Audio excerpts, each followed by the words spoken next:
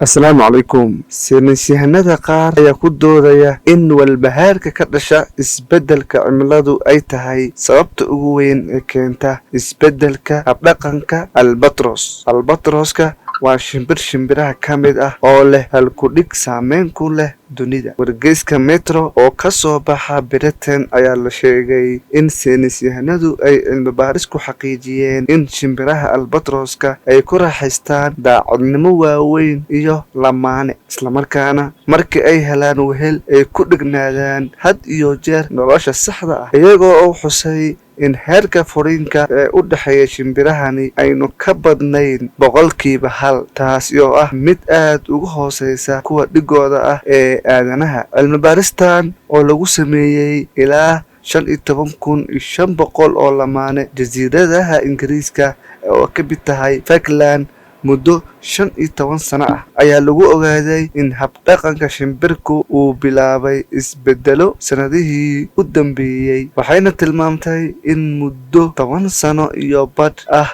ay saynisyahano waxay la socdaan shimbiraha, waxayna ogaadeen in saynisyahanada marka heerkulka biyuhu kor u kaco ilaa 8%, lamaanaha ayaa wuxuu ku imaada qoyskooda burbur. Dr. Francisco oo ka tirsan jaamacadda Lisbon ee Portugal ayaa islamarkaana ah qoraaga daraasadan ayaa sheegay in jiritaanka labadan sababood oo suurtagal ah oo kor u kaca furiinka albatros. Waxa uu intaasi ku daray sababta ugu horeysa waxay la xiriirtaa isku dhacyada xiriirka fog, iyadoo kor u kaca heerkulka badda. Shimbiraha ayaa ku qasban inay duulaan masaafo aad u dheer si ay cunto u helaan, taasi oo macnaheedu yahay in aysan ku soo laaban waqtigii loogu talagalay. Tani waxay ka dhigan tahay in haddii shimbiruhu guuldareystaan inay soo laabtaan waqtiga loogu talagalay ay kulmi lahaayeen lamaanaha kale, waxaa laga yaabaa in uu u guuro lamaane cusub si uu noloshiisa u sii wato ama u sii wado.